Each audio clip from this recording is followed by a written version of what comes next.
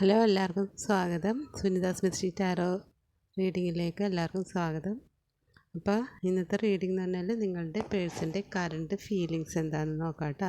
അപ്പോൾ എല്ലാവരും പോസിറ്റീവായിട്ടിരുന്ന് റീഡിംഗ് ആണ്. ഇതൊരു ജനറൽ റീഡിംഗ് ആണ്. അതുകൊണ്ട് തന്നെ നിങ്ങളുടെ എനർജിയായിട്ട് മാച്ച് ചെയ്യുന്ന കാര്യങ്ങൾ മാത്രം എടുക്കുക, അല്ലാത്തത് നിങ്ങൾ മൈൻഡിലേക്ക് എടുക്കാണ്ടിരിക്കുക എന്നുള്ളതാണ് കേട്ടോ. നമുക്ക് കാർഡ്സ് ഏതൊക്കെയാണെന്ന് നോക്കാം. Divine please help me, divine please help me, divine please help me. അപ്പോൾ എൻ്റെ റീഡിങ് നിങ്ങൾക്ക് ഇഷ്ടമെങ്കിൽ എന്നെ ഒന്ന് സബ്സ്ക്രൈബ് ചെയ്യുകയും കമൻറ്റ്സ് ഇടുകയെന്ന് ചെയ്യണം കേട്ടോ. നമുക്ക് കാർഡ്സ് ഏതൊക്കെയാണെന്ന് നോക്കാം. അപ്പോൾ ഫസ്റ്റ് കാർഡ് എന്ന് പറയുന്നത് 9 ഓഫ് വാൻഡ്സ് ആണ്.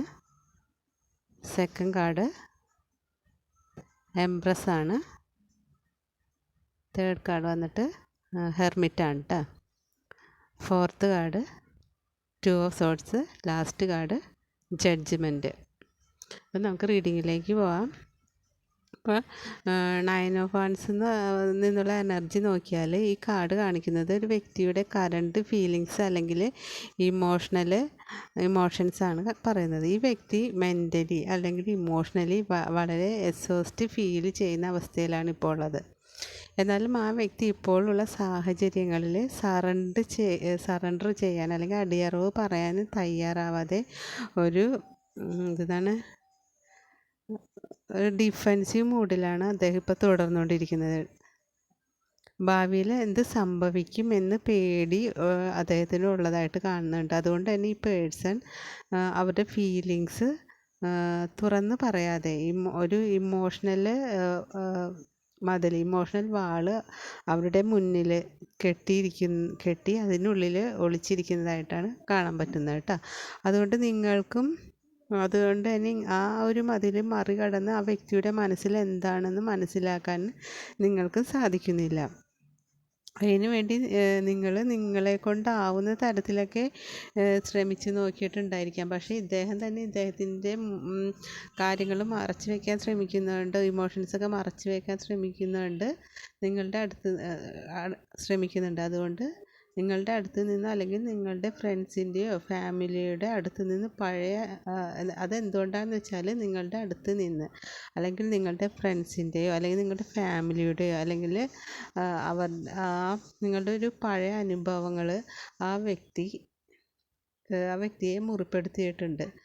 ആ കാര്യങ്ങളൊക്കെ ആ സിറ്റുവേഷനൊക്കെ ആ വ്യക്തി ഇപ്പോൾ ഓർക്കുകയാണ്. ആ വ്യക്തിക്ക് നല്ലൊരു ഹാർട്ട് ബ്രേക്കിംഗ് ആയിട്ടുള്ളതോ അല്ലെങ്കിൽ ബിട്രയലായിട്ടുള്ളതോ സംഭവങ്ങൾ മുൻപ് ഉണ്ടായിരുന്നത് കൊണ്ട് തന്നെ ഇപ്പോൾ ഒരു ഈസി ആയിട്ട് കാര്യങ്ങൾ എടുക്കാനോ ആരെയും വിശ്വസിക്കാനോ ആ പേഴ്സണിന് സാധിക്കുന്നില്ല എന്നാണ് പറയണം. പക്ഷേ നിങ്ങളെ പൂർണ്ണമായിട്ട് വിട്ടുകൊടുക്കാനോ മറന്നു കളയാനോ ആ വ്യക്തിക്ക് സാധിച്ചിട്ടില്ല. ഇപ്പോഴും നിങ്ങൾ ആ പേഴ്സണ് ഒരു ഹോപ്പ് ഉണ്ട്. ഉള്ളിൻ്റെ ഉള്ളിൽ ഈ റിലേഷൻ വേണമെന്ന് ആഗ്രഹമുണ്ട്. പക്ഷെ അദ്ദേഹം അങ്ങനെ ഒരു ഇമോഷണലി പുറകോട്ട് വലിഞ്ഞു നിൽക്കുന്നതുകൊണ്ട് നിങ്ങളോട് വലിഞ്ഞു നിൽക്കുകയാണ്. നിങ്ങളോട് ആ പേഴ്സണ് ഒരുപാട് സ്നേഹവും അട്രാക്ഷനും ഒക്കെ ഉണ്ട്. പക്ഷെ മുൻ അനുഭവങ്ങളുടെ ഒരു മുറിവുള്ളത് കൊണ്ട് തന്നെ അദ്ദേഹത്തിനെ തന്നെ അദ്ദേഹം പ്രൊട്ടക്റ്റ് ചെയ്ത് വെച്ചിരിക്കുകയാണ്. അദ്ദേഹം സ്വയം തീർത്തൊരു വലയത്തിനുള്ളിൽ അദ്ദേഹം നിൽക്കുകയാണ്. എങ്കിൽ പോലും നിസ്സംഗനായിട്ട് ഒന്നും ചെയ്യാൻ പറ്റാണ്ട് നിൽക്കുന്നൊരു അവസ്ഥയിലാണെങ്കിൽ പോലും അദ്ദേഹം തളർന്നിരിക്കുകയാണെങ്കിൽ പോലും നിങ്ങൾക്ക് വേണ്ടി ഡയറക്റ്റായിട്ടോ ഇൻഡയറക്റ്റായിട്ടോ ഒന്നും ചെയ്യാൻ പറ്റാതെ നിൽക്കുന്ന സമയത്തും ആ പേഴ്സൻ്റെ കണ്ണുകളിൽ നോക്കിയാൽ നമുക്ക് എന്താണ് മനസ്സിലാക്കാൻ സാധിക്കുന്നതെന്ന് വെച്ചാൽ നീ ഇപ്പം എന്താണ് ചെയ്യുന്നത്, എന്നെ നീ ഓർക്കുന്നുണ്ടോ എന്നൊക്കെ ആ കണ്ണുകളിലൂടെ നമുക്കത് മനസ്സിലാക്കാൻ സാധിക്കും കേട്ടോ. അദ്ദേഹം ഒരിക്കലും മറന്നു കളഞ്ഞിട്ടില്ല. ഒരു എംപ്രസിൻ്റെ കാർഡിൽ അദ്ദേഹം ഒരു ഡിവൈൻ ഫെമിനൈൻ എനർജി ആയിട്ടാണ് കാണുന്നത്. ആത്മാർത്ഥമായ സ്നേഹം, കെയറിങ് ഒക്കെയുള്ള ഒരാളായിട്ടാണ് അദ്ദേഹം കാണുന്നത്. ആ വ്യക്തിക്ക് സുഖവും സംരക്ഷണവും സ്നേഹവും ഒക്കെ കിട്ടുന്നൊരു ഇമോഷണൽ ഹോമായിട്ടാണ് നിങ്ങളെ അദ്ദേഹം കണ്ടിരിക്കുന്നത്. ആ വ്യക്തിയുടെ മനസ്സിൽ പഴയ ഒരു മുറിവുള്ളത് കൊണ്ട് തന്നെ ഭയവും സംശയവും ഒക്കെ ഉണ്ട്. അതുകൊണ്ട് തന്നെ നിങ്ങളോടുള്ള ഉള്ളത് ഉണ്ട്. പക്ഷേ നിങ്ങളോടുള്ള പ്രതീക്ഷ ഒരിക്കലും കൈവിട്ടിട്ടില്ല അദ്ദേഹം. നിങ്ങളാണ് അവരുടെ ശാന്തിയും സന്തോഷവും സമാധാനവും കിട്ടുന്ന ഒരു ഇടം എന്ന് അറിയാമെങ്കിലും പഴയ കാര്യങ്ങളുള്ളത് കൊണ്ട് തന്നെ അദ്ദേഹം പെട്ടെന്ന് തന്നെ നിങ്ങളുടെ അടുത്തേക്ക് അദ്ദേഹത്തിന് എത്താൻ പറ്റുന്നില്ല. സ്റ്റെപ്പ് ബൈ സ്റ്റെപ്പായിട്ടായിരിക്കും നിങ്ങളുടെ അടുത്ത് അദ്ദേഹം എത്തുന്നത്. ഭാവിയിൽ നിങ്ങളിൽ നിന്നൊരു ഇമോഷണൽ സപ്പോർട്ട്, സ്റ്റേബിളായിട്ടുള്ളൊരു ലവും ഇമോഷണൽ ബാലൻസും ഒക്കെ കിട്ടും എന്ന് അദ്ദേഹത്തിന് വിശ്വാസമുണ്ട്. നിങ്ങളും അദ്ദേഹത്തിനെ വിട്ടു പോവില്ല എന്ന് അദ്ദേഹത്തിനൊരു വിശ്വാസമുണ്ട്. നിങ്ങൾക്ക് ഡീപ്പായിട്ടുള്ളൊരു ഇമോഷണൽ ഇൻ്റലിജൻസ് ഉണ്ട് എന്ന് അദ്ദേഹം കരുതുന്നു. ആ ഒരു കാരണമാണ് ആ വ്യക്തിക്ക് നിങ്ങളിലേക്ക് കൂടുതൽ അട്രാക്ഷൻ ചെയ്യുന്നൊരു പ്രധാന ഘടകം. നിങ്ങളുടെ സ്വഭാവം അദ്ദേഹത്തിനെ നിങ്ങളിലേക്ക് കൂടുതൽ അട്രാക്റ്റ് ചെയ്യുന്നു എന്നാണ് പറയുന്നത്. ഭാവിയിൽ സെറ്റിൽ ഡൗൺ ചെയ്യാൻ ആഗ്രഹിക്കുന്ന ഒരാളായിട്ടും അദ്ദേഹത്തിന് അനുയോജ്യമായിട്ട് ഉള്ള ആളായിട്ട് നിങ്ങളെയാണ് അദ്ദേഹം മനസ്സിൽ കാണുന്നത്.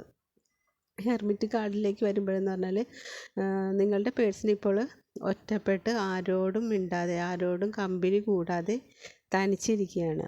ഇമോഷണൽ സൈലൻസിലേക്ക് അദ്ദേഹം മാറിയിരിക്കുകയാണ്. ആ പേഴ്സൺ ഇപ്പോൾ ഒരു സ്പിരിച്വൽ ആയിട്ട് അന്വേഷിക്കുകയാണ്, ഒരു ആത്മാന്വേഷണം നടത്തിക്കൊണ്ടിരിക്കുന്ന അവസ്ഥയിൽ അദ്ദേഹത്തിനെ തന്നെ തളച്ചിട്ടിരിക്കുകയാണ്. നിങ്ങളെപ്പറ്റി, നിങ്ങളുടെ റിലേഷനെ പറ്റി, ഭാവിയെപ്പറ്റി അങ്ങനെ ഒരുപാട് ചോദ്യങ്ങൾ ആ പേഴ്സണോട് തന്നോട് തന്നെ ചോദിക്കുകയാണ് ഈ സമയത്ത്. ഹെർമിറ്റ് കാർഡ് എന്ന് പറയുമ്പോൾ ഒറ്റപ്പെടൽ കാർഡല്ല, മറിച്ച് അദ്ദേഹം തനിച്ചിരിക്കാൻ ആഗ്രഹിക്കുന്നു എന്നാണ് പറയുന്നത്. ആ പേഴ്സൺ ഇപ്പോൾ തന്നെ ആ പേഴ്സണെ ഹീൽ ചെയ്തുകൊണ്ടിരിക്കുകയാണ്. അതുകൊണ്ട് ഇപ്പോൾ ഒരു സെൽഫ് ടൈം എടുത്തിരിക്കുകയാണ്. അദ്ദേഹത്തിന് തന്നെ സമയം കൊടുത്തിരിക്കുകയാണ്. ഇപ്പോൾ നിങ്ങളുമായിട്ട് ആ പേഴ്സൺ ഒരു നോ കോണ്ടാക്ട് സിറ്റുവേഷൻ ആയിരിക്കാം, അല്ലെങ്കിൽ നിങ്ങളെ അവോയ്ഡ് ചെയ്യുന്ന രീതിയിലായിരിക്കാം അദ്ദേഹം പെരുമാറുന്നത്. ടെക്സ്റ്റ് അല്ലെങ്കിൽ കോള് ഇല്ലാത്തൊരു അവസ്ഥയിലൂടെ ആയിരിക്കാം കടന്നു പോകുന്നതൊക്കെ.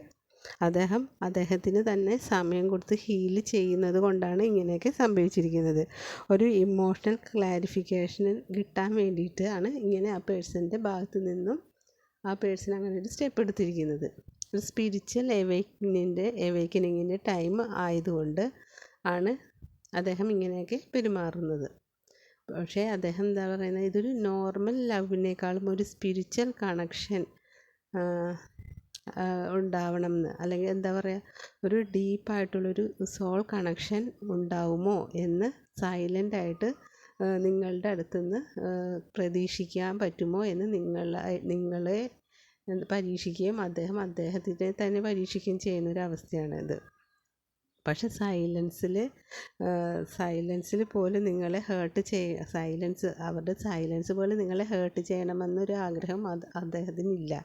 പക്ഷേ ഈ സമയത്ത് ആ പേഴ്സൺ അദ്ദേഹത്തിനെ തന്നെ മനസ്സിലാക്കാനും തൻ്റെ പോരായ്മകൾ മനസ്സിലാക്കി നല്ലൊരു ആളായിട്ട് പേഴ്സണായിട്ട് മാറാനും ശ്രമിക്കുകയാണ് അദ്ദേഹം. ഈ ഒരു ഫേസ് എന്ന് പറയുന്നത്, ഈ സമയം കഴിഞ്ഞാൽ കൂടുതൽ ഇമോഷണൽ ക്ലാരിറ്റി ഉണ്ടാവുന്നതായിരിക്കും. ഒരു ഡിവൈൻ ഫെമിനൈൻ എനർജി നിങ്ങൾക്കുള്ളത് കൊണ്ട് തന്നെ ആ പേഴ്സൻ്റെ സൈലൻസ് പോലും നിങ്ങളെക്കുറിച്ച് ചിന്തിക്കാറുണ്ട്. നിങ്ങൾ അദ്ദേഹത്തിൻ്റെ ഒരു ഡിവൈൻ ഫെമിനൈൻ എനർജി ആയിരുന്നെന്നാണ് പറയുന്നത്. അപ്പോൾ അങ്ങനെ ഒരു എനർജി നിങ്ങൾക്കുള്ളത് കൊണ്ട് തന്നെ നിങ്ങളെ മറക്കാനൊന്നും അദ്ദേഹത്തിന് സാധിക്കില്ല. ഈ സൈലൻസിൽ പോലും അദ്ദേഹം ചിന്തിക്കുന്നത് നിങ്ങളെ പറ്റിയാണ്. ടു ഓഫ് സോർഡ്സ് എന്ന് പറയുമ്പോൾ ഒരു മേജറായിട്ടുള്ളൊരു ഡിസിഷൻ എടുക്കേണ്ട ഒരു സമയത്താണ് നിൽക്കുന്നത്, ഒരു സാഹചര്യത്തിലാണ് കാണുന്നത്. പക്ഷേ ഇവിടെ ഒരാൾ ഇമോഷണലി സ്റ്റക്കായിട്ട് നിൽക്കുകയാണ്. കൂടുതലും നിങ്ങളുടെ പേഴ്സൺ ആയിരിക്കാം ഈ സാഹചര്യം. സ്റ്റക്കായിട്ട് നിൽക്കുന്ന സാഹചര്യം വരുന്നത് നിങ്ങളുടെ പേഴ്സൺ ആയിരിക്കാം. നിങ്ങളായിരിക്കാം ഡിസിഷൻ എടുക്കേണ്ടത്. വർക്കിലോ വീട്ടിലായാലോ എന്തെങ്കിലുമൊക്കെ പ്രഷർ നിങ്ങൾക്ക് ഉണ്ടാവാം. അപ്പം നിങ്ങൾ നിങ്ങളുടെ രണ്ടുപേരുടെയും ചോയ്സുകൾ തമ്മിലൊരു കോൺഫ്ലിക്റ്റ് അനുഭവപ്പെടുന്നുണ്ട് ഈ സമയത്ത്. അതുകൊണ്ട് തന്നെ നിങ്ങൾക്ക് തമ്മിൽ ഇടപെടാൻ പറ്റുന്നില്ല, സപ്പോർട്ട് ചെയ്യാൻ പറ്റുന്നില്ല. അദ്ദേഹം എന്താ പറഞ്ഞാൽ കണ്ണടച്ച് യാഥാർത്ഥ്യത്തെ ഒഴിവാക്കി വെച്ചിരിക്കുകയാണ്.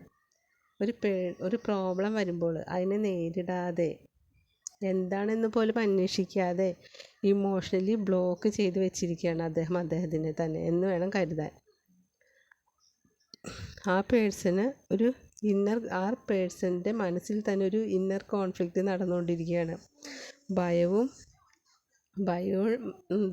ലവുമായിട്ടൊരു കോൺഫ്ലിക്റ്റ്, പാസ്റ്റിലുള്ള മുറിവും ഡിസയറുമായിട്ടുള്ളൊരു കോൺഫ്ലിക്റ്റ്, അതേപോലെ ഒരു ട്രസ്റ്റ് ഇഷ്യൂ ഒക്കെ ഇതിൽ പെടുന്നതാണ് കേട്ടോ. അങ്ങനെയാണ് ഈ കാർഡ് പറയുന്നത്. അപ്പം ജഡ്ജ്മെൻറ്റ് കാർഡിലേക്ക് വരുമ്പോഴാണ് നമുക്ക് ഒരു കറക്റ്റ് പിക്ചർ ഇതിൻ്റെ കിട്ടുന്നത്. ജഡ്ജ്മെൻറ്റിലേക്ക് വരുമ്പോൾ നമുക്ക് മനസ്സിലാക്കേണ്ടത് ഈ പേഴ്സൺ ഇമോഷണലി അവേക്കനിങ്, തിരിച്ചറിവും ഉണ്ടാവാൻ സാധിക്കും എന്ന് പറയുന്നത്. അതായത് ഹെർമിറ്റിൻ്റെയും ടു ഓഫ് സോഴ്സിൻ്റെയും ഫേസ് കഴിഞ്ഞാൽ ഈ വ്യക്തിക്ക് ഇന്നർ ട്രസ്റ്റ് മനസ്സിലാക്കാൻ സാധിക്കും എന്ന് പറയുന്നത്. സത്യസന്ധമായ തീരുമാനങ്ങൾ എടുക്കാനും സാധിക്കും. ജഡ്ജ്മെൻറ്റ് കാർഡ് എന്ന് പറയുന്നത് ഒരു ടേണിംഗ് പോയിൻ്റായിട്ട് നമുക്ക് കണക്കാക്കാം. അപ്പോൾ ഈ വ്യക്തി മനസ്സ് തുറക്കാനും ആക്ഷൻ എടുക്കാനുമുള്ളൊരു സൈനായിട്ട് നമുക്ക് ജഡ്ജ്മെൻറ്റ് കാർഡിനെ കാണാം. അപ്പം പിന്നെ ഈ 9 ഓഫ് വാൻഡ്സും ജഡ്ജ്മെൻറ്റ് കാർഡും ഉള്ളത് കൊണ്ട് തന്നെ പഴയകാല മുറിവുകളും ഭയവും സുഖപ്പെടുത്തി ഇമോഷണലായിട്ട് ഹീൽ ചെയ്ത് ആ പേഴ്സൺ വരുമെന്നാണ് പറയുന്നത്. നിങ്ങളെ പറ്റിയും നിങ്ങളുടെ റിലേഷനെ പറ്റിയും ക്ലാരിറ്റിയിലേക്ക് വരാൻ ഈ പേഴ്സണ് സാധിക്കും. അപ്പോൾ ഈ 5 കാർഡിൻ്റെ ഒരു ഇത് പറയുമ്പോൾ നിങ്ങൾ ഭയക്കേണ്ടതിൽ അദ്ദേഹത്തിൻ്റെ സൈലൻസിലും അദ്ദേഹത്തിനെ പറ്റിയല്ല നിങ്ങളെ പറ്റിയാണ് ചിന്തിക്കുന്നത്. എല്ലാ മുറിവുകളെല്ലാം മറന്നുകൊണ്ട് എന്തെല്ലാം കാര്യങ്ങളുണ്ടെന്ന് അത് പറഞ്ഞാലും അതെല്ലാം മറന്നുകൊണ്ട് പുതിയൊരു ജഡ്ജ്മെൻറ്റ് കാർഡ് വന്നതുകൊണ്ട് തന്നെ നമുക്ക് ഈ റിലേഷനിൽ ഒരു പ്രതീക്ഷയുണ്ടെന്നാണ് പറയുന്നത്. അദ്ദേഹം നിങ്ങളെ മറന്നു പോയിട്ടൊന്നുമില്ല. അദ്ദേഹത്തിൻ്റെ സാഹചര്യം അദ്ദേഹത്തിനെ കൊണ്ട് അങ്ങനെ ചെയ്യിപ്പിച്ചു പോയതാണെന്നാണ് പറയുന്നത്. അപ്പോൾ നിങ്ങളുടെ എനർജി ആയിട്ട് എൻ്റെ റീഡിങ് മാച്ച് ചെയ്യുന്നുണ്ടെങ്കിൽ എന്നെ ഒന്ന് സപ്പോർട്ട് ചെയ്യുക. എൻ്റെ ചാനലിൽ ഇപ്പോൾ ഞാൻ വീഡിയോസ് ഇടാത്തത് കൊണ്ടാണെന്ന് തോന്നുന്നു ഫ്രീസായിട്ടിരിക്കുകയാണ്. അപ്പോൾ എല്ലാവരും ഒന്ന് കണ്ട് എന്നെ ഒന്ന് സപ്പോർട്ട് ചെയ്യുക, കമൻസൊക്കെ ഇടണേ. എന്നെ ഒന്ന് ഹെൽപ്പ് ചെയ്താൽ നന്നായിരിക്കും. അപ്പോൾ എല്ലാവർക്കും താങ്ക് യു. എല്ലാവർക്കും യൂണിവേഴ്സിൻ്റെ അനുഗ്രഹം ഉണ്ടാവട്ടെ. അപ്പോൾ എല്ലാവരും സന്തോഷത്തോടെ ഇരിക്കുക. Thank you universe.